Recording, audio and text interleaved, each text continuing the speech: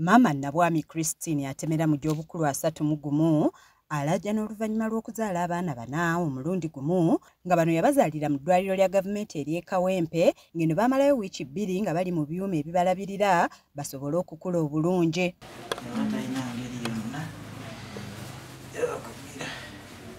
Wabula ebembi abasawo bakamutemye nti abaana bano bandifuuka bamuzibe mu bbanga lya wiiki 2 singa tabanoonyeza bukadde 2 okusobola okubalongoosa amaaso. Kubanga tabazaala ba premature naye kati twabazaayo ku ddwaliro for review bagenda bakebera amaaso nga ebitala byagoonona ne batusaba ssente bukadde 2 okubatereeza amaaso bonna.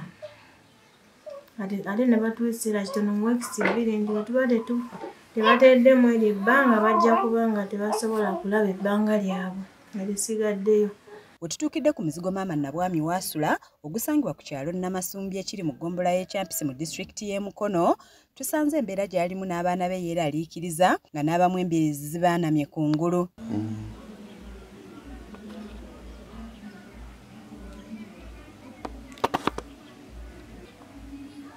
Agamba nti wakati mu kusoberwa abasawo baamulongoosaamu abaana bana wabula nga tebannatuuka nga babateeka mu kyuma ekibakuza okumala wiiki 2 wabula oluvannyuma yaddayo mu ddwaliro okulaba embeera mwe bali ne bakamutema nti abaana bonna baakuziba amaaso ng'entabwe eva ku byuma mwe baali babatadde. Buli kimu kirungi naye ate okuba nti mwe bali naye ate amaaso tegalaba kiba kineeraliikiriza nnyo ate ng'akaseera baatuwadde katono. Singa stage kwe bali eyitawo bajja kuba tebakyasobola bajjanjaba.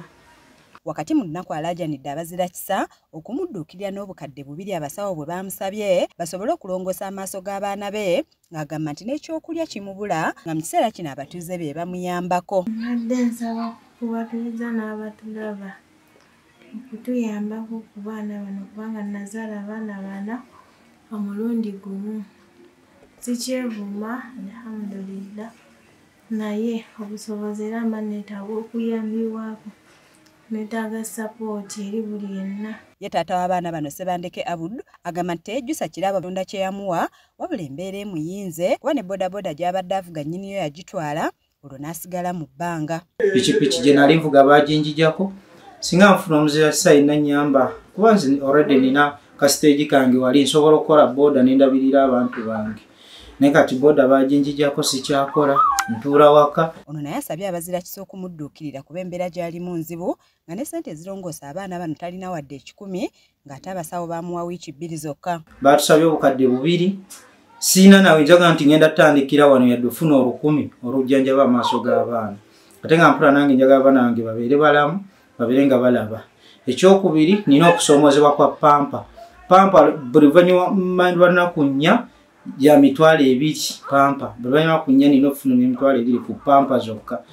Ngolo ate omukyala tannalya bagamba alina kulya bulungi alina kunywa bulungi okusobola okufuna amata naye byonna omulimu engeri gye gwaggwaawo sikyalina magezi ku byo. Babamu ku balirwana b'abafumbo bano balaajanidde gavumenti okubadduukirira kuba maama talina kyaliisa baana bano nga n'ez'obujjanjabi talina wa kuzijja. Baafuna abaana ng'ate tebannafuna ki baali beetegese nabo Mukama n'abawa abaana si kibi naye beetaagamu kubakwatiramu kubanga omusajja yali akola naye kati omusajja takyakola kubanga ne piki talina naye tusaba mu bambi babayambeko. Kaweesa Paul yakusakidde eggulire lino ku lwa KSTV Agaleero.